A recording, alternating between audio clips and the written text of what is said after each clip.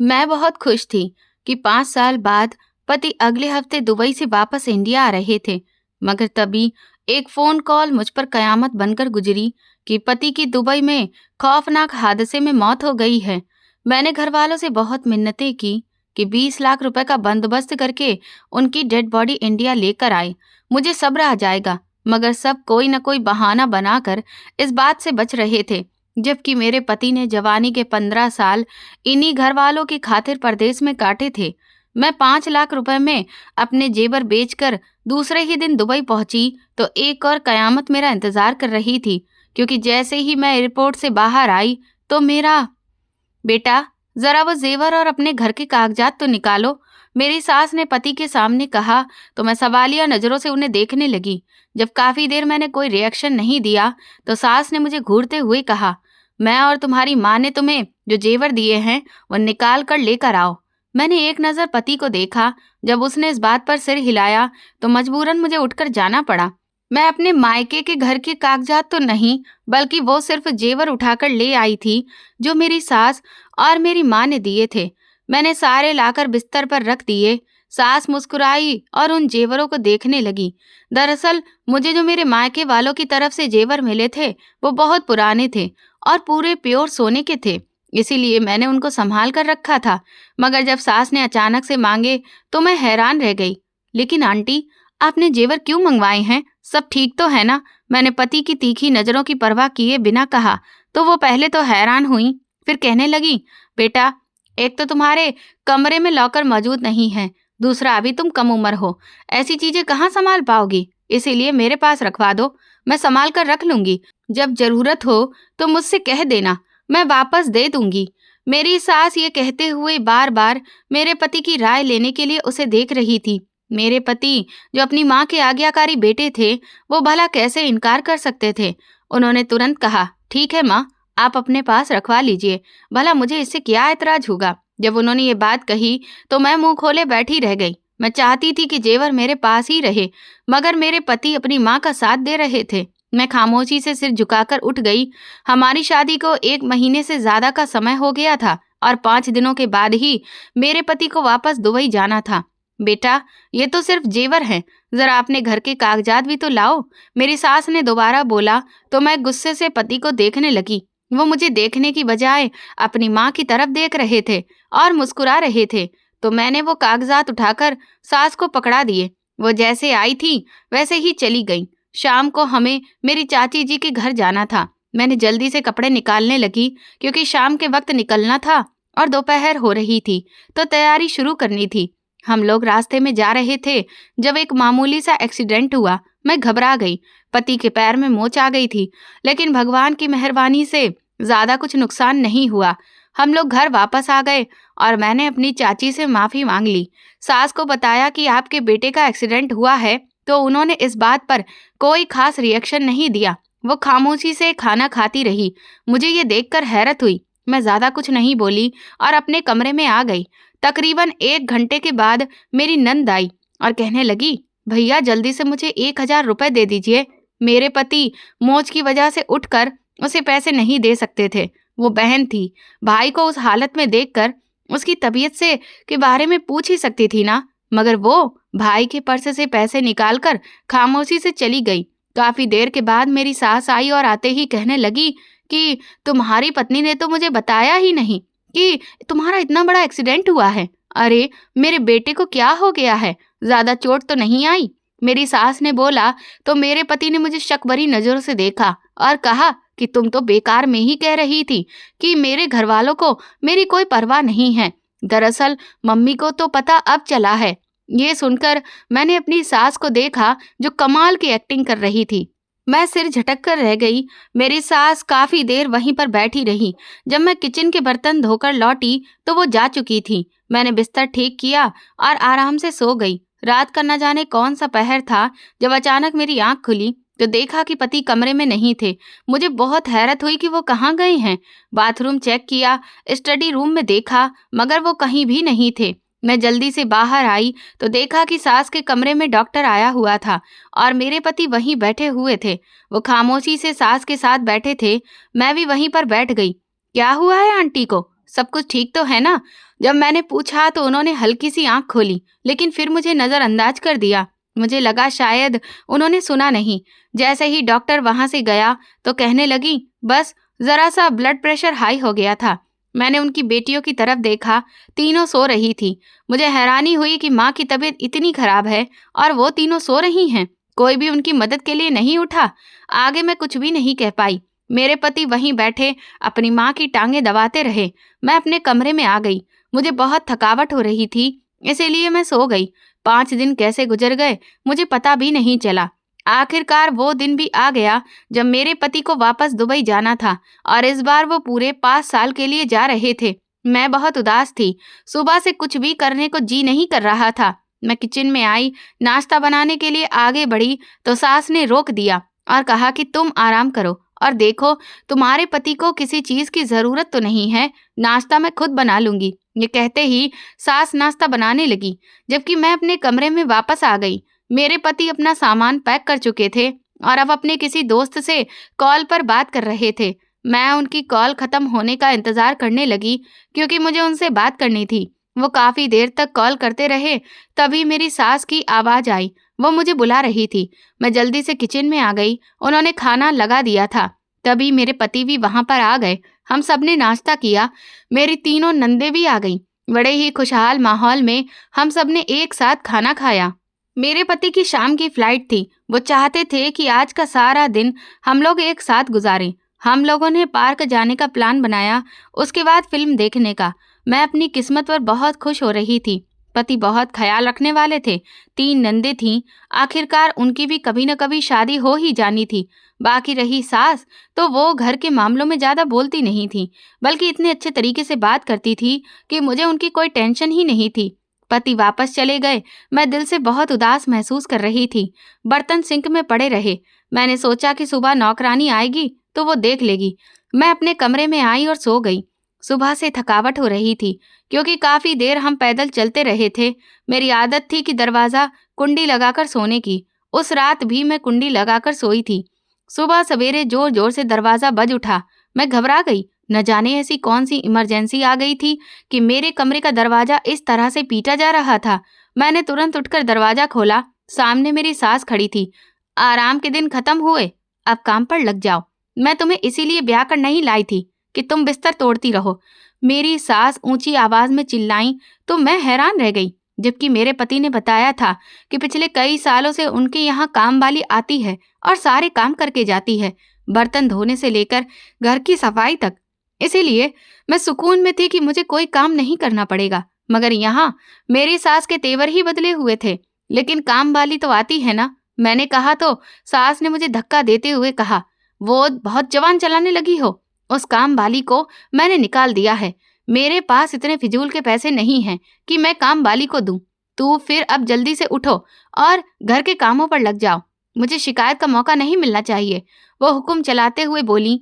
मैं तो उनका ये व्यवहार देखकर हैरान रह गई थी। मैं जल्दी से कमरे में जाकर फ्रेश होने के बाद किचन में आ गई। मैं अपने घर में काम करती थी, मगर यहाँ इतने बर्तनों का ढेर देखकर मेरी हालत खराब होने लगी। अगर मुझे पहले पता होता कि ये सुबह मुझे ही धोने पड़ेंगे तो मैं रात को ही गर्म पानी करके उन्हें धो लेती। इस तरह ज्यादा टाइम भी नहीं लगता और बचत हो जाती। मगर अब उन बर्तनों को धोना किसी मुसीबत से कम नहीं था। मेरी आंखों से आंसू बहने लगे। मैं बर्तन धो रही थी तो कमर में भयंकर दर्द होने लगा।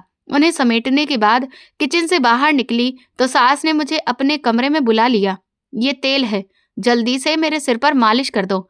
सास ने एक नया ऑर्डर जारी किया तो मैंने सिर झुका लिया। क्या जान नहीं है क्या? सास चिल्लाई तो मैं अच्छे से मालिश करने लगी।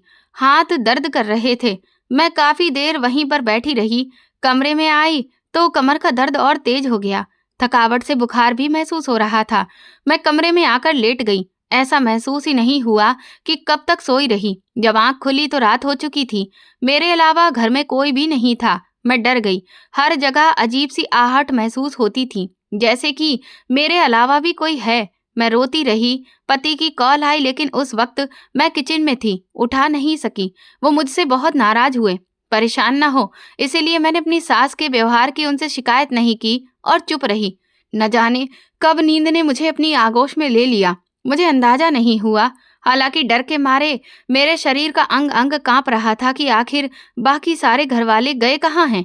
काम करती नहीं है और सारा दिन सोती रहती है, कामचोर। सास की आवाज मेरे कानों में पड़ी, उठो और मुझे नाश्ता बना कर दो। मैं सो रही थी जब अचानक ये आवाज कान में टकराई। मैं सास के डर से उठकर बैठ गई। सिर चकरा रहा था। मैं थोड़ी देर बिस्तर पर लेटी रही। खुलती बंद होती आंखों से मुझे अपनी सास का चेहरा दिखाई दिया। मैं घबराकर उठ पाती उससे पहले ही सास ने पानी का जग उठाया और मेरे मुंह पर उड़ेलते हुए कहा, जल्दी से काम पर लग जाओ। सुबह के 8 बज रहे हैं और तुम्हारी नींद खत्म होने का नाम नहीं ले रही, नमक हराम कहीं की। जब उन्होंने ये कहा तो मैं तो मुंह खोल कर रह गई। हमारे घर में कोई भी बेटियों से इस तरह बात नहीं करता था और यहाँ मेरी सास मुझे बिना वजह ही गालियां दे रही थी। वो अभी भी कुछ बड़बड़ा रही थी। मैं आंखों में आंसू लिए जल्दी से उठकर खड़ी हुई। ये सर्दियों के दिन थे और बिस्तर गीला होने की वजह से मुझे समझ नहीं आ रहा था कि मैं क्या करूं। मैंने जल्दी से बेड का गद्दा उठाकर एक तरफ खड़ा कर दिया, रजाई समेटी और किचन में आ गई। देखा तो सास पराठा सेक रही थी। मैंने आगे बढ़कर जल्दी से सेकना चाहा तो उन्होंने तेल का गरम चम्मच जोर से मेरे हाथ पर मार दिया। मुझे तुम्हारी जरूरत नहीं है, मेरे हाथ पैर सलामत हैं, मैं खुद कर सकती हूँ। वो नाराज होते हुए बोली और अपना नाश्ता बनाने लगी, जबकि मेरे हाथ पर भयंकर जलन हो रही थी। मैं रोते हुए जल्दी से सिंक के सामने खड़ी हो गई और अपना हाथ धोने लगी। थोड़ी सी जलन कम हुई। सास को बिल्कुल भी कोई शर्मिंदगी नहीं थी। मुझे हैरत हुई कि 5 दिन पहले ही मेरे पति वापस गए हैं और मेरी सास का व्यवहार मेरे साथ बिल्कुल बदल गया है। मेरे पति के होते हुए वो इतने प्यार से बात करती थी कि इंसान को यकीन ही नहीं आता था कि ऐसी औरत पति के जाने के बाद जहर भी उगल सकती है। उनका बस नहीं चलता था कि वो मुझे मार ही डालें। कभी कभी तो वो मुझे मानसिक मरीज लगती थी। मैं जिस घर से आई थी, बेशक वहां पर आर्थिक हालत अच्छी नहीं थी, मगर हमारा घर काफी पारंपरिक और धार्मिक था। यहाँ तो इन सब चीजों का नामो निशान तक नहीं था। मैंने सास के जाते ही अपना नाश्ता बनाना शुरू किया। फ्रीजर की तरफ आई तो देखा कि वहां पर ताला लगा हुआ था। मेरा बेटा परदेश में है, इसलिए नहीं कमा रहा है कि तुम यहाँ पर अय्याशियां करती फिरो। कोई जरूरत नहीं है नाश्ता करने की, पहले घर की सफाई करो, फिर तुम्हें नाश्ता मिलेगा। मेरी सास ये कहते हुए डाइनिंग टेबल पर जाकर बैठ गईं। मैं हैरान होकर मुंह खोले खड़ी थी। मेरी चाची ने मुझे पहले ही समझा दिया था कि अपनी सास का दिल जीतना है और ज्यादा उनसे जुबान नहीं लड़ानी है। यही सोचकर मैं परेशान होकर कमरे में आ गई। कमरे की सफाई की तो सास गुस्से में वहीं चली आई और बोली, क्या कर रही हो? जल्दी से मेरे कमरे की सफाई करो। इंसान वहां 2 मिनट भी नहीं बैठ सकता। मेरी सास ये बोलते हुए चली गई। मैं परेशान सी उनके कमरे में गई। उनकी तीनों बेटियां सो रही थीं, जो मुझसे भी बड़ी थीं, मगर आज तक मेरी सास ने ना तो उन्हें काम को बोला था और ना ही कभी उनसे इस तरह ऊंची आवाज में बात की थी। मेरी आंखों से आंसू बहने लगे। मैंने जल्दी से आंखें साफ की और सास के कमरे की सफाई में लग गई। मेरी नंद जो उस वक्त पलंग पर सो रही थी, उसका कंबल नीचे गिरा हुआ था। मैं जल्दी से उठाकर उसे ऊपर रखना चाहा तो ननद ने जोर से मुझे लात मारी। मैं दूर जा गिरी और वो उठकर चिल्लाई और कहा कि तुम्हारी हिम्मत कैसे हुई मुझे ठंडे हाथ लगाने की। ये सुनकर मैं दंग रह गई। मेरी बाजू और टांग में बहुत दर्द था, क्योंकि बाजू जोर से पास पड़ी हुई कुर्सी से जा लगी थी। ननद शर्मिंदा हुए बिना ही दोबारा सो गई। मेरी कोई गलती नहीं थी, लेकिन फिर भी उसने मुझे मारा। मेरी आंखों से एक बार फिर आंसू बहने लगे। जब से शादी हुई थी, सुकून के सिर्फ 2 महीने ही गुजरे थे, जब तक कि मेरा पति घर पर मौजूद था। उनके जाने के बाद तो सबके असली रूप मेरे सामने आ गए थे। मैं जल्दी से कमरे की सफाई करने लगी। दफा हो जाओ यहाँ से, मेरी सारी नींद ही खराब कर दी है, सबसे बड़ी ननद बदतमीजी से कहते हुए वॉशरूम चली गई, जबकि मैं हक्का बक्का उसे देखती रही। आज उन सबका व्यवहार देखकर मैं हैरान थी। समझ नहीं आ रहा था कि ये क्या हो रहा है। अभी मैं साफ सफाई करके किचन में आई ही थी कि सास कहने लगी, मेरी तीनों बेटियों के लिए नाश्ता बना दो। सास के ऑर्डर चलाने पर मैंने गुस्से से उन्हें देखा। मैं कहना चाहती थी कि मैं क्यों बनाऊं, वे खुद बनाएं, मगर फिर बेबसी में आकर उनका नाश्ता बनाने लगी। सास ने बेटियों के नाश्ते के लिए हर चीज नाप तोल कर दी, ताकि उसमें से मैं न खा लूं। मुझे यकीन नहीं आ रहा था कि मेरी सास मेरे साथ ऐसा भी कर सकती है। भला मैंने उनके साथ ऐसा क्या किया था? सर्दियों के सारे कपड़े निकालो और अच्छे से धोकर उन्हें सुखाओ। एक भी कपड़ा शाम तक नहीं सूखा तो याद रखना, आज तुम्हें रजाई के बिना ही सोना होगा, सास ने अकड़कर कहा। मैं परेशान होकर कमरे से निकली और अपने पति को फोन मिलाया। इससे पहले कि मैं उनसे कुछ भी कह पाती, सास ने मोबाइल छीन लिया और तुरंत उसका सिम निकालकर कूड़ेदान में फेंक दिया और मोबाइल लेकर चली गई। मैं मुंह खोले देखती रह गई। मैं शुरू से ही दबी हुई लड़की थी, सोचती बहुत थी मगर कभी भी कहने की हिम्मत नहीं कर पाती थी। मैं जल्दी से सर्दियों के कपड़े निकालकर धोने लगी। मेरी छोटी ननद वहां से गुजरी तो मैंने उसे अपने पास बुलाया और कहा कि मेरे साथ ये कपड़े छत पर फैलवाने चलो। पहले तो वो मुझे गुस्से से देखती रही और फिर अपनी माँ को बुला लाई। तुम्हारी हिम्मत कैसे हुई मेरी बेटियों को काम बताने की? मेरी सास खतरनाक होकर मुझसे सवाल कर रही थी। मैं परेशान सी उन्हें देखती रही, फिर कपड़े उठाकर खुद ही तार पर फैलाने चली गई। अच्छा, तो यहाँ ये सब हो रहा है? मेरी सास थोड़ी देर बाद हाँफते हुए छत पर आ गई। मैं भी कहूँ कि रोज रोज छत के चक्कर क्यों लग रहे हैं? बताती हूँ तुम्हारे पति को, मेरी सास ने धमकी दी। सामने वाली छत पर बहुत सारे लड़के खड़े कबूतर उड़ा रहे थे। मेरी सास को लगा कि मैं उनकी वजह से आई हूँ। मैंने कोई जवाब नहीं दिया और बाल्टी उठाकर नीचे जाने लगी। तभी सास ने मेरा बाजू पकड़ लिया और ऊंची आवाज में चिल्लाकर कहा, आज के बाद तुम छत पर नहीं आओगी। वो लड़के भी हमारी तरफ देखने लगे। मैं शर्मिंदा सी होकर वहां से जाने लगी। तभी सास ने मुझे खींचकर अपने सामने कर लिया। मैं उनके इस व्यवहार से बहुत परेशान थी। उनकी उंगलियां मुझे बहुत चुभ रही थी। मैं अपना बाजू छुड़वाने की कोशिश करने लगी, मगर जब सास ने बाजू नहीं छोड़ा तो मैं गुस्से से उनकी तरफ देखकर बोली, अपनी बेटियों की तरह समझ रखा है क्या, जो यहाँ आकर लड़कों से आंखें मिलाती रहती हैं? मैं ऐसी नहीं हूँ। ना जाने उस वक्त मुझे क्या हो गया था कि मैंने ये बात कह दी। मेरे ये कहने की देर थी कि सास ने बिना देखे एक थप्पड़ मेरे मुंह पर जड़ दिया। मैं बेयकीनी से उन्हें देखती रही और रोते हुए सीढ़ियां उतर आई। अभी भी बहुत से कपड़े पड़े थे फैलाने को, जो मैं धो चुकी थी। सास की इस बात ने मुझे तोड़कर रख दिया था। जैसे ही मैं किचन में चाय बनाने आई, कुछ आवाजों ने मुझे जकड़ लिया। मेरी सास रोते हुए मेरे पति को बढ़ा चढ़ाकर बता रही थी। मैंने अपना सिर पकड़ लिया और जल्दी से कूड़ेदान की तरफ भागी और सिम ढूंढने लगी, मगर मेरी सास ने वो तोड़कर फेंकी थी। मेरा सिर घूम गया। सोचा कि अपनी चाची के पास जाऊंगी तो अपने चचेरे भाई से कहूंगी कि मुझे नई सिम ला कर दे दे। अगर इस तरह से रहा तो मेरे पति मुझे से नफरत करने लगेंगे। न जाने मेरी सास ऐसे और ओछे हथकंडे अपनाने पर क्यों तुली हुई थी। मैं परेशान होकर दोबारा कपड़े छत पर फैलाने गई तो देखा कि मेरी सबसे छोटी ननद सामने वाली छत पर खड़े लड़कों से बातों में व्यस्त थी। मैंने नजरअंदाज कर दिया, कपड़े तार पर फैलाए और वापस आ गई। अभी 2 मिनट आकर बैठी ही थी कि मेरी सास आ गई। भूख से परेशान होकर मुझसे उठा भी नहीं जा रहा था। मेरी सास ने हर चीज फ्रिज में लॉक करके रखी थी। मैंने जितनी बार चाबी मांगी उतनी बार गालियां सुनी। न जाने वो मेरे साथ ऐसा क्यों कर रही थी। मैं तो उनका हर कहा मानती थी और उन्होंने मुझे अपनी पसंद से ही ब्याह कर लाया था, फिर भी मेरे साथ ऐसा व्यवहार कर रही थी। जल्दी से तैयार हो जाओ और कोई ढंग के कपड़े पहन लो। मेरी बेटी के ससुराल वाले आ रहे हैं और हाँ, खाने में कोई कमी नहीं होनी चाहिए। जल्दी से जो हो सके अच्छा सा बना लो, वे लोग पहुंचने ही वाले हैं। मेरी सास मेरा ही मोबाइल इस्तेमाल करते हुए बोली। मैंने एक नज़र मोबाइल पर डाली और खामोशी से अपने कमरे में आ गई। कपड़े बदलने का मन नहीं कर रहा था, मगर फिर मजबूरन कपड़े बदले और किचन में आ गई। यहाँ आकर कौन से कपड़ों की नुमाइश करनी थी, उल्टा मुझे बहुत सारा खाना बनाना था, क्योंकि वे लोग शाम की चाय पीने के बाद खाना खाकर ही घर जाने वाले थे, तो मुझे इंतजाम भी उसी हिसाब से करना था। साथ ही सास ये रौब झाड़ना चाहती थी कि हम खाते पीते घर से हैं और हमारे घर नौकर भी काम करते हैं। इसके लिए उन्होंने एक दिन के लिए नौकरानी रख ली जो मेरी मदद कर रही थी। सारा काम तो मेरा ही था, वो नौकरानी तो सिर्फ नाम के लिए मेरी मदद करती रही। मैंने अपनी ननद से कुछ भी बोलने की हिम्मत नहीं की, क्योंकि एक बार उसे कुछ कहा तो उल्टा मुझे ही सुनना पड़ गया था।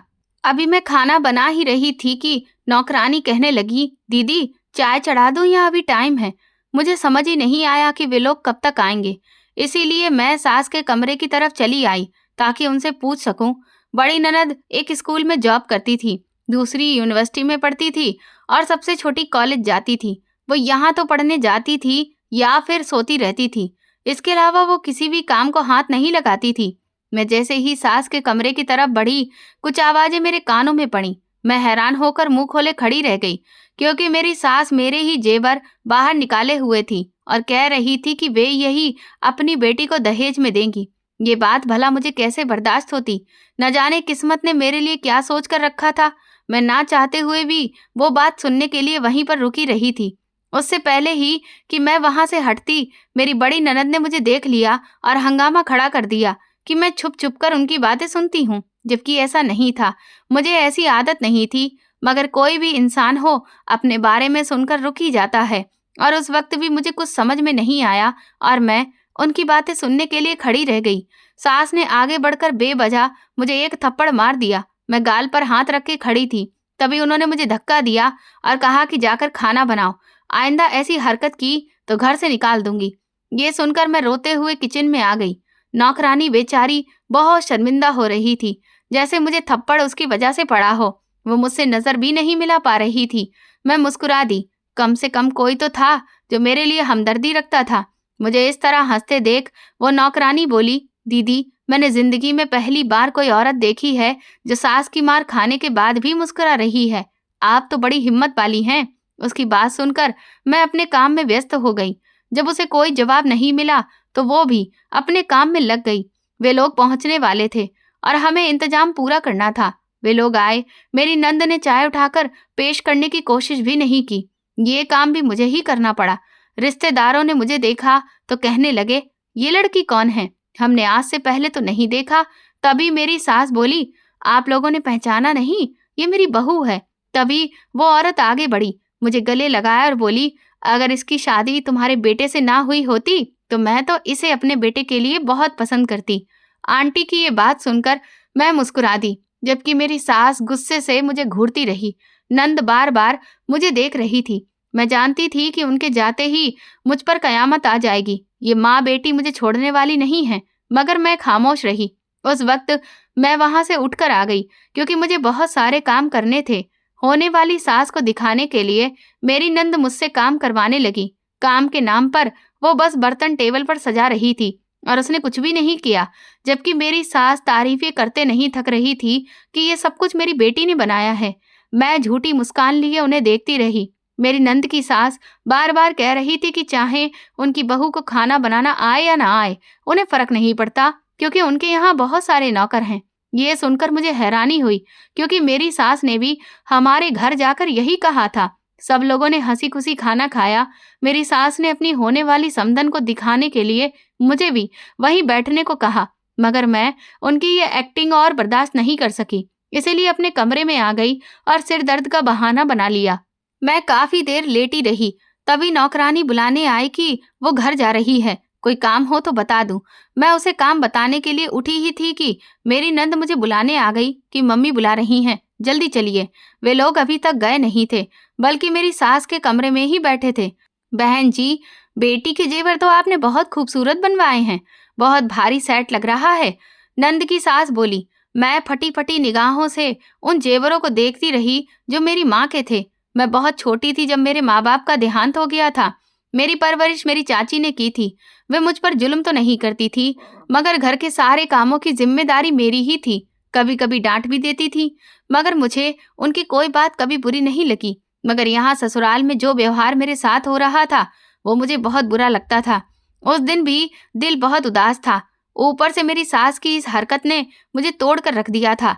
वो मेरी माँ के जेवर अपनी बेटी को देने वाली थी। मैं पति से शिकायत भी नहीं कर सकती थी, क्योंकि सास ने मोबाइल छीन लिया था। मैंने बात करने की बहुत कोशिश की, मगर नाकाम रही। वैसे मैंने सुना है कि आप अपनी बेटी को तोहफे में फ्लैट देने वाले हैं, ये सच है क्या? वैसे भी मेरा बेटा डिजर्व करता है, आखिर इतने बड़े पद पर जो है। आपको तो बैठे बिठाए इतना अच्छा रिश्ता मिल गया। मेरा बेटा करोड़ों में एक है, नंद की सास बोली। यह सुनकर मेरी सास के चेहरे पर सन्नाटा छा गया। उन्होंने कभी सोचा भी नहीं था कि आंटी के मुंह से फ्लैट की मांग भी निकलेगी, जबकि मेरी नंद उनकी चापलूसी में लगी हुई थी। मैं वहां से उठकर आ गई। नौकरानी को घर जाने को कहा और खुद ही काम करने लगी। तभी मेरी सास घबराई सी आई और बोली, खाना पैक कर दो, दिलीप नहीं आया है तो उसके लिए भी खाना भेजना पड़ेगा। आखिर होने वाला दामाद है, क्या सोचेगा। वो अपनी तरफ से मुझे राय दे रही थी, मगर मैं चुप रही और चुपचाप खाना पैक कर दिया। वो उठकर चली गई। मैं अपने कमरे में आई और सोने के लिए लेट गई। मैं अपने पति को बहुत याद कर रही थी, मगर बात करने का कोई जरिया ही नहीं था। मेरी सास ने मना कर दिया था कि अब मैं मायके भी नहीं जाऊंगी। मायके के नाम पर मेरे चाचा चाची ही थे जो अभी तीर्थ यात्रा पर गए थे। मैं उनसे आखिरी बार मिलने भी नहीं गई थी। इस बात का दुख भी मेरे दिल में था। घर का माहौल अजीब सा घुटन भरा था। सास की डांट फटकार और पूरा दिन घर के कामों में उलझे रहना मुझे चिड़चिड़ा बना रहा था। मैं बिना बात चिढ़ जाती थी। सुबह जब मैं उठी तो मुझे चक्कर आया और मैं बेहोश होकर फर्श पर गिर गई। जब आंख खुली तो मैं अस्पताल में थी। सास का चेहरा खुशी से चमक रहा था। नर्स उनसे किसी बात को लेकर बहस कर रही थी। मेरी सास ने 1000 का नोट निकाला और जबरदस्ती नर्स को दे दिया, जैसे वो ज्यादा पैसे मांग रही हो। मुझे हैरानी हो रही थी कि आखिर ये सब क्या हो रहा है। तभी मेरी सास मेरे पास आई और बोली, तुम प्रेग्नेंट हो। ये सुनते ही मेरी आंखें नम हो गईं। मैं सारी जिंदगी माँ के प्यार को तरसती रही थी। अब मैं खुद माँ बनने वाली थी। ये एहसास मेरे अंदर एक नए जोश को भर गया। मैं बहुत खुश थी। सबसे हैरानी की बात यह थी कि मेरी सास का व्यवहार बिल्कुल बदल गया था। हम दोनों घर आ गए। सास मुझे मेरे कमरे तक छोड़ने आई। मुझे हैरानी हुई जब उन्होंने मना कर दिया कि अब मैं कोई काम नहीं करूंगी। मुझे लगा वो झूठ बोल रही है, मगर शाम तक जब उन्होंने मुझे कोई आवाज नहीं दी तो मुझे सच में हैरानी हुई कि ऐसा कैसे हो सकता है कि मेरी सास का पूरा दिन मुझ पर गुस्सा निकाले बिना गुजर जाए। मैं ये देखने उनके कमरे में गई कि वो घर पर हैं या नहीं। देखा तो उन्होंने मेरे माँ बाप का घर जो मेरे नाम पर था उसके कागज हाथ में ले रखे थे। बहू, मैं तुम्हारे कमरे में ही आ रही थी। उनका अचानक मीठा लहजा सुनकर मैं लगभग बेहोश ही हो गई थी। मैंने तुरंत दीवार पकड़ ली। मेरी बड़ी नंद भागती हुई आई और मेरा बाजू पकड़कर मुझे बिस्तर पर बैठा दिया। मैं ठीक तो थी, मगर सास के इस बदले हुए व्यवहार पर मैं पूरी तरह से दंग रह गई थी। तुम इन कागजात पर दस्तखत कर दो। सुमन के ससुराल वाले एक फ्लैट की मांग कर रहे हैं। मैं ये अच्छा रिश्ता अपने हाथ से नहीं जाने दे सकती। बड़ी बेटी का रिश्ता अच्छे घर में होगा तो बाकी बेटियों के लिए भी बेहतरीन रिश्ते आएंगे। मैं उस घर के बदले अपना घर तुम्हारे नाम कर दूंगी। ये हम बेच नहीं सकते। सास ने कहा तो मैं नजर झुकाकर उंगलियां मसलने लगी। उस घर में मेरे माँ बाप की यादें बसी थीं। मैं कैसे उसे बेच सकती थी। आंटी, आप वो घर मत बेचिए, बल्कि मैं ये घर ननद के नाम पर ही कर देती हूँ। जब मैंने ये बात कही तो मेरी सास ने अपनी बेटी की तरफ देखा। वो आंखों के इशारे करते हुए एक दूसरे से बातें करने लगी, जबकि मैं उन कागजों को देखने लगी। न जाने कितनी ही बार मेरे माँ बाप ने उन कागजों को छुआ होगा। मैं तो कभी सही से उनका एहसास भी महसूस नहीं कर पाई थी, मगर आज दिल में अजीब सी हलचल उठ रही थी। तभी मेरी सास कहने लगी, दिलीप चाहता है कि ये घर उसके नाम पर कर दिया जाए, यानी हम शादी के तोहफे में उसे वो घर दे दें। बेटी के नाम पर कैसे करूं? सास ने अटक अटक कर कहा तो मुझे हैरत हुई। अजीब लालची लोग थे, मांग पर मांग करते जा रहे थे और उन्हें जरा एहसास नहीं हो रहा था कि वो गलत कर रहे हैं। हालांकि उनकी भी बेटियां थीं। दिलीप अपनी 6 बहनों का इकलौता भाई था। सभी शादीशुदा थीं और अच्छे घरों में ब्याही गई थीं। आंटी, अगर आप घर दिलीप के नाम पर कर देती हैं, भगवान न करे कल को कोई दिक्कत हो गई तो वो लोग तो मुकर ही जाएंगे। घर दिलीप के नाम हो या सुमन के, एक सी ही बात है। मैंने राय दी तो आंटी सोच में पड़ गई। बीच में बेशक उनका व्यवहार खराब हो गया था, मगर अब मेरे प्रेग्नेंट होने की खबर सुनने के बाद वो मेरा बहुत ख्याल रख रही थी। अब मेरा भी फर्ज बनता था कि मैं भी उनसे अच्छी तरीके से पेश आऊं। लेकिन वो लोग देखे भले हैं, वो लोग हमारी बेटी के साथ ऐसा क्यों करेंगे? जब सास ने कहा तो मैं बेबसी से उनकी तरफ देखने लगी। आंटी, मैं तो आपको सिर्फ राय दे रही हूँ, बाकी आपकी मर्जी है। मैं नरम लहजे में बोली, मगर उनके सामने कमजोर नहीं पड़ना चाहती थी। तुम क्या चाहती हो कि ऐसी बातें करके मैं अपनी बेटी का घर बसने से पहले ही उजाड़ दूं? तुम चाहती ही नहीं हो कि मेरी बेटियों की अच्छे घरों में शादियां हो।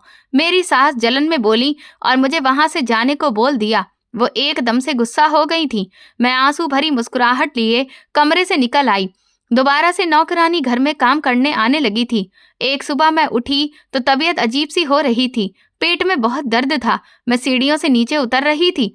पैर फिसला और मैं गिर गई। दर्द की तेजी ने मेरे बदन को उठने नहीं दिया। मैं चिल्लाती रही, कोई मेरी मदद को नहीं आया। ये सुबह का वक्त था और उस वक्त सब सो रहे थे। मेरे चिल्लाने की आवाज किसी ने नहीं सुनी। ये तो नौकरानी थी जो 15 मिनट बाद आई। उसने जाकर मेरी सास को जगाया। वो लोग मुझे अस्पताल लेकर गए तो पता चला कि मेरा बच्चा इस दुनिया में आने से पहले ही नहीं रहा। बस पति के बाद यही कुछ दिन सुकून के देखे थे मैंने। एक बार फिर सास का व्यवहार बदलने लगा। उन्होंने ना सिर्फ वो घर अपनी बेटी के नाम पर करवा दिया था, बल्कि वो मेरे जेवर भी उसे देने की सोच रही थी। उन दिनों मैं बहुत परेशान थी। मेरी सास कभी कभी पति से बात करवा देती थी, मगर ज्यादा बात नहीं करने देती थी। उन्होंने उसे यही बताया था कि मेरा मोबाइल चोरी हो गया है, इसीलिए बात नहीं कर पाती हूँ। पति ने और पैसे भी भिजवाए थे, मगर मेरी सास ने अपनी अलमारी में रख लिए और कहा कि तुम्हारी नंद की शादी होने वाली है, उससे पैसों की बहुत जरूरत है, थोड़े समय के बाद ले लेना। वैसे भी उनका व्यवहार मेरे साथ नौकरानियों के जैसा था। मैंने पति से रिक्वेस्ट की कि वापस आ जाओ। वो कहने लगे 5 साल का कॉन्ट्रैक्ट है, इससे पहले नहीं आ सकता। वो तो बड़ी बहन की शादी में भी नहीं आ सके। शादी बहुत ही हंसी खुशी हो गई थी, मगर उन लोगों की डिमांड पूरी करते करते हम लोग थक चुके थे। मेरी बड़ी ननद की शादी हुई तो दूसरी के लिए उससे भी अच्छे घराने से रिश्ता आया।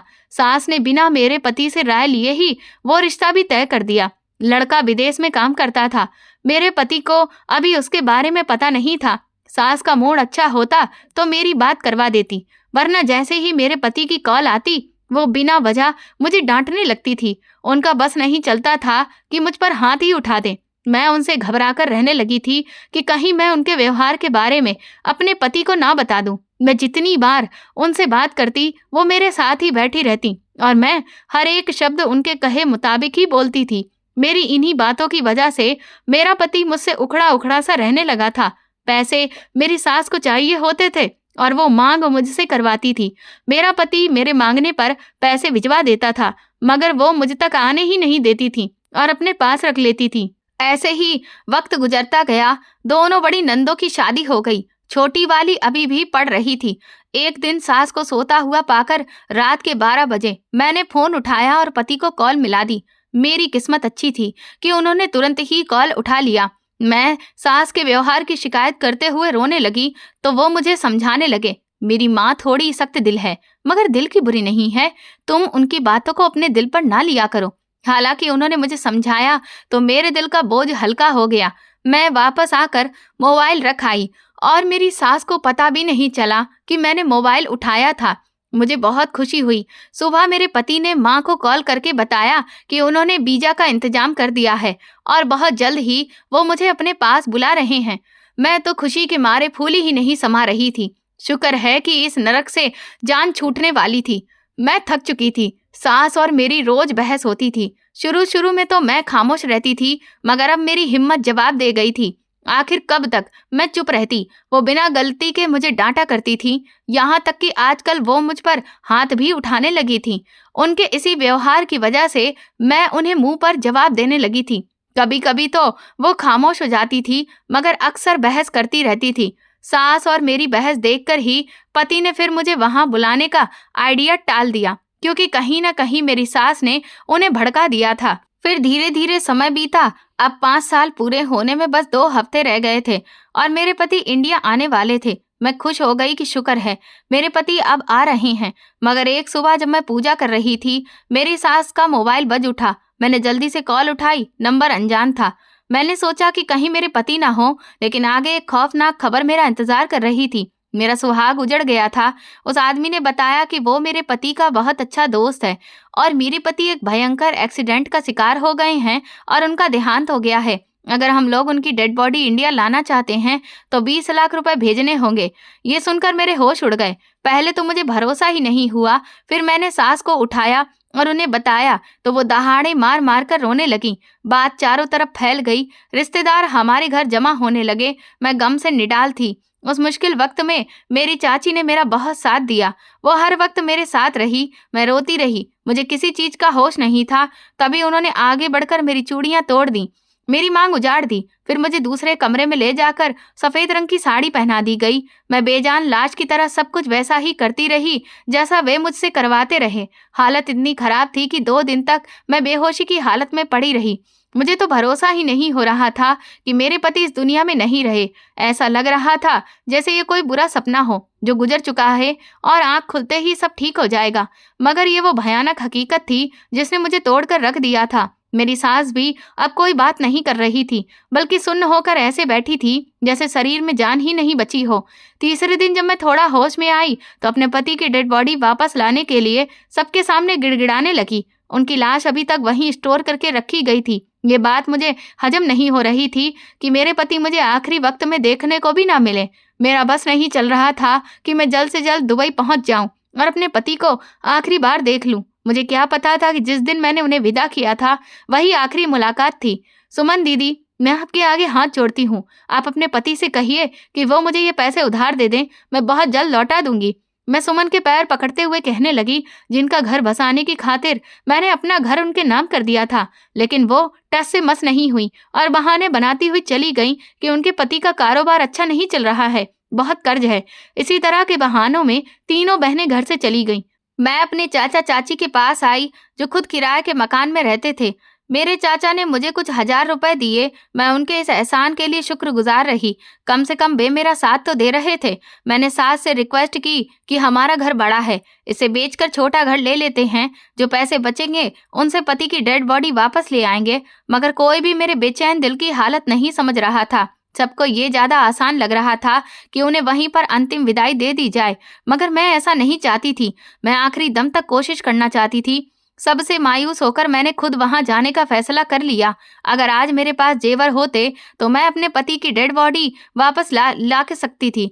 अब भी आपके पास मेरे जो जेवर पड़े थे वो मुझे दे दीजिए, मैंने गुस्से में सास से कहा। तो ये सुनते ही सास भड़क गईं। तुम होती कौन हो मेरी छोटी बेटी के हिस्से के जेवर पर नजर रखने वाली? तुम्हें वे किसी हालत में नहीं मिलेंगे। सास की ये बात सुनकर मैं दंग रह गई। वो कैसी माँ थी जो बेटी की खातिर बेटे के बारे में ऐसी बातें कर रही थी? उसने गुस्से में ऐसी ऐसी बातें कहती कि मुझे भरोसा ही नहीं हो रहा था कि मेरे पति इस औरत के सगे बेटे हैं। मुझे तो वो सौतेली माँ लगने लगी। मैं अपने कमरे में आई और बचे हुए जेवर देखने लगी। मेरे पति ने मुझे सोने की एक अंगूठी दी थी जो अभी तक मेरे पास थी, और कुछ छोटे मोटे जेवर थे जो मेरी चाची ने शादी के कुछ समय बाद मुझे दिए थे, जिन्हें मैंने छुपाकर रखा था। सास को इसकी कभी भनक तक नहीं लगने दी थी, क्योंकि मैं समझ चुकी थी कि वो हर चीज मुझसे लेकर अपनी बेटियों को देने की चाल चल रही थी। शायद इसी वजह से उन्होंने मेरे जैसी लड़की को चुना था जो दबकर रहे और उनका हर कहा माने। मैंने सास की एक न सुनी, अपनी टिकट करवाई और दुबई आ गई। मगर यहाँ एक दिल दहला देने वाली खबर मेरा इंतजार कर रही थी। दरअसल मेरी सास का एक दूर का भांजा वहीं काम करता था। सास ने कहा था कि उसी के पास चली जाना। वैसे तो मुझे सास पर यकीन नहीं था, मगर पराये देश में आना और यहाँ रहना बहुत मुश्किल था, इसलिए मैंने उनकी बात मान ली।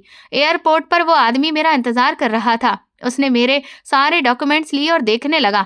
मुझे लगा कि वो चेकिंग कर रहा है, क्योंकि अब तक सब यही कर रहे थे। मैंने कई बार एयरपोर्ट पर पासपोर्ट दिखाया था, इसीलिए मुझे आम लगा। उसने मेरे डॉक्यूमेंट्स अपने पास रख लिए और कहा, फिक्र न करो, मैं तुम्हें संजय भैया के पास ले चलता हूँ। मैं खुश हो गई कि अपने पति का आखिरी बार चेहरा देख सकूंगी। तभी वो आदमी मुझे अपने घर ले आया। मुझे यहाँ क्यों लाए हो? मुझे मेरे पति के पास जाना है, मेरे पास उनके दोस्त का नंबर है। जब मैंने ये कहा तो वो आदमी हैरान हुआ और बोला, दिखाओ नंबर।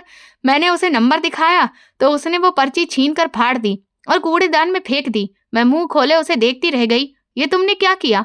मैंने जल्दी से पर्ची के टुकड़े उठाकर जोड़ने लगी, क्योंकि मेरे पति तक पहुंचने का यही एकमात्र रास्ता था। मैं तुम्हें नहीं छोड़ूंगी। चिल्लाते हुए मैंने उसका गिरेबान पकड़ लिया।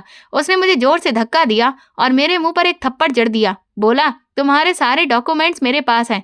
मैं चाहूं तो अभी साबित कर दूं कि तुम गैर कानूनी तरीके से इस देश में आई हो। वे लोग तुम्हें जेल में डाल देंगे और फिर सारी जिंदगी अपने पति की तरह यहीं पर सड़ती रहना। उसकी बातें सुनकर मैं घबरा गई और रोने लगी। तभी वो बोला, तुम्हारी सास ने तुम्हारे बदले मुझे पूरे 1 लाख रुपए दिए हैं। ये मत समझना कि मैं तुम्हारी मदद करूंगा। तुम्हारे पति को तो कब का यहाँ पर दफना दिया गया होगा।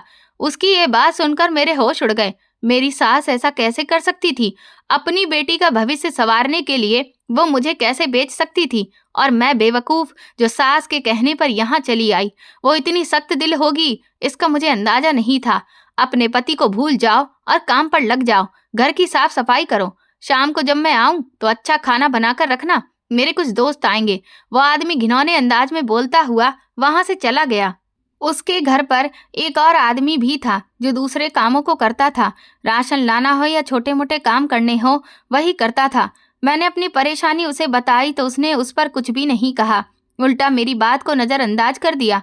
मैं सारा दिन रोती रही और वहां से भागने का सोचती रही, मगर यहाँ से जाती तो डॉक्यूमेंट्स के बिना मैं पकड़ी जाती और हो सकता था कि वो सच में मुझे पुलिस के हवाले कर देता। मैंने सारे घर की सफाई की और खाना पकाया और उस आदमी के लिए परोसा। तभी वो मेरी तरफ नरमी से बढ़ा और कहने लगा कि सुबह मेरा व्यवहार तुम्हारे साथ बहुत अजीब था, मैं बहुत शर्मिंदा हूँ। उसके ऐसा कहने पर मैं समझी कि वो सच में शर्मिंदा है, मगर वो उसकी चाल थी। अच्छा, जल्दी से ये कपड़े पहन लो और फ्रेश हो जाओ। तुम काफी दिनों से भूखी हो, खुद भी खाना खाओ और हमारे लिए भी डाइनिंग टेबल पर लगा दो। जब उसने ये बात कही तो मैंने उसे थैंक यू कहा। शुक्र है कि वो आदमी रहमदिल है और मेरी मदद करने को तैयार है। मैं कपड़े बदल कर बाहर आई तो वह आदमी बैठा मुस्कुरा रहा था। उसकी मुस्कुराहट में कुछ तो अजीब था जिसने मुझे परेशान कर दिया था। मैं हैरान होकर उससे बोली, तुम हंस क्यों रहे हो? तो वो कहने लगा कि तुम्हारी वीडियो मेरे हाथ लग चुकी है और अब उसके बदले में जो चाहूं तुमसे करवा सकता हूं। उसके ऐसा कहने पर मैं रोती रही और उसके पैरों में पड़ गई कि भगवान के लिए वो वीडियो डिलीट कर दो। अब मुझे समझ आया था कि उसने मुझे कपड़े बदलने के लिए क्यों कहा था। मैं यहाँ अपने पति का आखिरी बार दीदार करने आई थी। मुझे मेरे पति के पास ले जाओ, मैंने तुम्हारा क्या बिगाड़ा है? मैं रोते हुए बोली। वो आदमी कहने लगा, मैंने तुम्हारे लिए इतने पैसे भरे हैं, एक एक रुपया वसूल किए बिना तुम्हें तुम्हारे देश वापस नहीं भेजूंगा। इसीलिए वापसी का ख्याल भूल जाओ, तुम्हें यहीं रहना है और मैं अपने जिन दोस्तों को भी लाना चाहूंगा तुम्हें उन्हें खुश करना होगा। वो तुमसे जो भी करवाएं तुम्हें करना पड़ेगा। वो मेरे आसपास घूमते हुए गंदे से अंदाज में बोला तो मैं ऊंची आवाज में रोने लगी। हमारे घर में गरीबी थी मगर ऐसी बेहयाई नहीं थी। मुझे रोता हुआ देखकर वो बहुत सख्त हो गया। इस तरह रोती रही तो मैं तुम्हें जिंदा नहीं छोड़ूंगा। बेहतर है मेरा कहा मानो, वरना तुम्हारी वीडियो हर तरफ फैला दी जाएगी।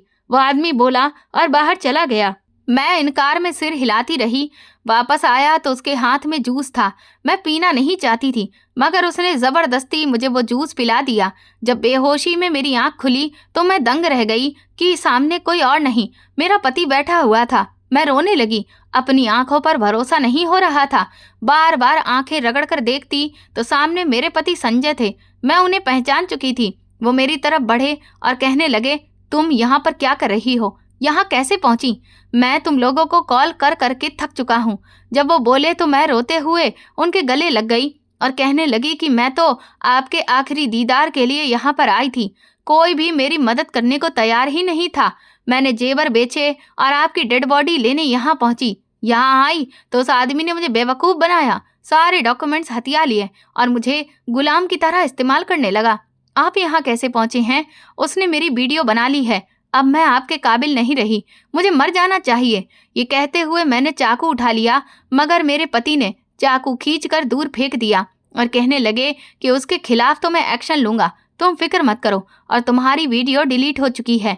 मेरे दोस्त जबरदस्ती मुझे यहाँ पर लाए थे क्योंकि मैं बहुत ज़्यादा परेशान था। मुझे भरोसा नहीं हो रहा था कि घर पे ऐसी खबर भिजवाऊंगा तो मेरे घर वाले मुझे पूछने की बजाय नंबर ही बंद कर देंगे, क्योंकि उन्हें सिर्फ पैसों से ही मतलब है, मुझसे नहीं। मेरे पति ने बात घुमा फिरा कर बताई तो मुझे समझ में ही नहीं आया। तभी मुझे इस तरह से परेशान देखकर वो बोले, सब बताता हूँ, तुम परेशान मत हो, पहले पानी पियो। उनके सभी दोस्त कमरे से चले गए तो वो मेरे पास बैठकर कहने लगे कि शायद तुम्हें मुझ पर गुस्सा आए, मगर उस वक्त मेरे पास इसके अलावा और कोई चारा नहीं था। मैं तुम सबको आजमाना चाहता था, जानना चाहता था कि आखिर मेरे साथ कौन वफादार है और कौन है जो सिर्फ पैसों के लिए मेरे साथ खड़ा है। उनकी बात सुनकर मैं हिचकियां लेकर रोने लगी। वो मुझे चुप कराते रहे। दरअसल जब मैं 20 साल का था मेरे पिता का देहांत हो गया। माँ को तो मैंने देखा भी नहीं था क्योंकि जब मैं छोटा था तभी वो भी मुझे छोड़कर चली गई थी।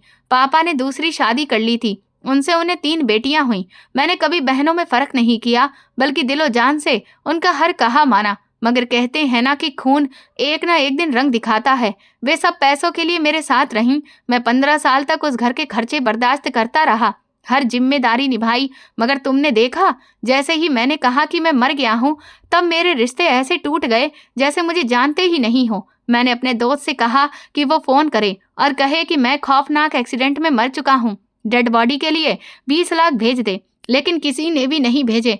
मैंने उनके आंसू साफ किए और कहा कि आप दुखी मत होइए, सब ठीक हो जाएगा।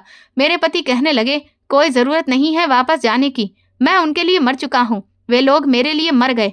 उन्होंने नफरत से कहा तो मैं उनके कंधे पर सिर टिका दिया। आप जानते हैं कि आपकी माँ ने मुझे उस शख्स का नंबर दिया था और कहा था कि आपका दोस्त है, मुझे आप तक पहुंचा देगा, मगर देखिए उसने मुझे धोखा दिया। मैंने रोते हुए सफाई दी, मर्द का कोई भरोसा नहीं कि कब उसके दिल में गंदगी आ जाए और वो औरत के चरित्र पर शक करने लगे। मुझे भी लगा था कि शायद मेरे पति को मेरी पवित्रता पर शक हो सकता है, वो मेरे बारे में अच्छा ना सोचे, क्योंकि मैं एक रात यहाँ पर गुजार चुकी थी। मुझे बहुत डर लग रहा था। तभी मेरे पति कहने लगे कि मैं खुद से भी ज्यादा तुम पर भरोसा करता हूँ, क्योंकि जब माँ ने बोला था कि तुम सारा दिन छत पर किसी से बातें करती रहती हो, मैंने तब भी भरोसा नहीं किया था। जब उन्होंने कहा कि जानबूझकर तुमने मिसकैरेज करवाया है, मैंने तब भी तुम पर भरोसा ही किया, क्योंकि मुझे पूरा भरोसा था कि मेरी पत्नी मरकर भी ऐसा नहीं कर सकती। तो क्या लगता है कि अब मैं तुम्हारी पवित्रता पर शक करूंगा? जब पति ने नाराज होकर कहा तो मैंने इनकार में सिर हिलाया। तभी पुलिस आ गई और उस आदमी को पकड़कर ले गई। मुझे मेरे डॉक्यूमेंट्स वापस मिल गए। मेरे पति मुझे घर ले आए। बेशक वो घर छोटा था, मगर बहुत खूबसूरत और साफ सुथरा था। मैंने उनसे रिक्वेस्ट की कि मेरी चाची और चाचा को मैं बताना चाहती हूँ कि मैं सुरक्षित यहाँ पहुँच गई हूँ और आप मुझे मिल गए हैं, वरना वे परेशान होते रहेंगे। उन्होंने ही तो मुझे 50,000 रुपए उधार दिए थे, मुझे उनके पैसे भी देने हैं। जब मैंने पति से ये कहा तो वो कहने लगे कि तुम्हारे चाचा चाची भले ही सौतेले हैं, मगर फिर भी वे तुम्हारे साथ खड़े रहे और मेरे अपने मेरे साथ कुछ कदम भी नहीं चल पाए। वो बहुत ज्यादा दुखी थे। आंटी के व्यवहार ने उन्हें तोड़कर रख दिया था। मैंने उन्हें बहुत समझाया। चाचा को फोन किया तो वे बहुत खुश हुए और कहने लगे, बेटी मुझे पैसों की जरूरत नहीं है, मगर मैं जानती थी कि मेरी चाची को कैंसर है और पैसा पानी की तरह बहाया जा रहा है। जब मैंने पति को ये बात बताई तो उन्होंने अच्छी खासी रकम इंडिया भिजवा दी। सास को जब ये पता चला कि उनका बेटा तो जिंदा है तो वो रोते हुए कहने लगी कि बेटियों के बहकावे में आकर उन्होंने ये काम किया, मुझे माफ कर दो और वापस लौट आओ, आइंदा ऐसा कुछ नहीं होगा। मगर मेरे पति भरोसा करने को तैयार नहीं थे। ये वही दिन थे जब मुझे पता चला कि मैं सीढ़ियों से खुद नहीं गिरी थी, बल्कि मुझे गिराया गया था और इसके पीछे भी मेरी सास का ही हाथ था, क्योंकि पति को नौकरानी ने शिकायत लगा दी थी कि मेरी सास का व्यवहार मेरे साथ अच्छा नहीं है। सास अपनी बड़ी बेटी के घर गई, मगर उन्होंने उसे रखने से मना कर दिया। छोटी बेटी ने अपनी पसंद से शादी कर ली और फिर दूसरे देश चली गई। आखिरकार सास को वृद्धाश्रम जाना पड़ा, क्योंकि कोई भी बच्चा उन्हें अपने पास रखने के लिए तैयार नहीं था। मैंने पति से रिक्वेस्ट की कि क्यों ना उन्हें यहाँ बुला लें, मगर मेरी सास ने ही मना कर दिया। हालांकि मेरे पति ने सारे इंतजाम पूरे कर दिए थे। शायद उन्होंने अपने लिए खुद ही ये सजा तय कर ली थी। वक्त गुजरता गया, 1 साल बीत गया। हम दोनों पति पत्नी बहुत खुश थे। भगवान ने हमें 2 जुड़वा बेटों की खुशी दी। मेरी चाची का देहांत हो गया था, जबकि चाचा अकेले रहते थे। कुछ समय बाद पता चला कि वो भी इस दुनिया में नहीं रहे। सुमन दीदी के यहाँ कॉल किया तो पता चला कि उनके पति ने उन्हें छोड़ दिया है और अपने ऑफिस में काम करने वाली एक लड़की से शादी कर ली है। वो मेरे दिए हुए घर में रह रही थी। वो बहुत ही ज्यादा रो रही थी और बार बार माफी मांग रही थी। वो वृद्धाश्रम से मेरी सास को भी ले आई थी और अब खुद नौकरी करके घर चला रही थी। बाकी दोनों छोटी बेटियां अपने अपने घरों में खुश थीं। मैंने भगवान को धन्यवाद कहा कि सब ठीक हो गया था। मैंने बहुत मुश्किल वक्त देखा था। बचपन से लेकर अब तक मैं सारी खुशियों को तरसती ही रही थी। मैंने बहुत सपने देखे थे जो अधूरे ही रह गए थे, मगर यहाँ दुबई आने के बाद मेरे पति ने मेरी हर एक इच्छा पूरी की और आज हम एक बेहतरीन जिंदगी गुजार रहे हैं, जो किसी का भी सपना हो सकती है। इंसान की जिंदगी में बहुत से ऐसे लोग होते हैं जिनका बाहर का हुलिया और अंदाज देखकर ये पता नहीं लगाया जा सकता है कि वो हमारे साथ वफादार हैं या नहीं। जैसे मुझे अंदाजा नहीं हुआ, मगर आज हम उन लोगों से बेहतर जिंदगी गुजार रहे हैं जिन्होंने हमारा बुरा चाहा था। तो दोस्तों, आपको ये कहानी कैसी लगी मुझे कमेंट सेक्शन में ज़रूर बताएं। मेरे चैनल को सब्सक्राइब कर वीडियो को लाइक करें और ज़्यादा से ज़्यादा शेयर करें। और वीडियो को हाइप भी दें। और ऐसी और भी रोमांचक कहानियां सुनने के लिए मेरे चैनल के साथ बने रहें। धन्यवाद।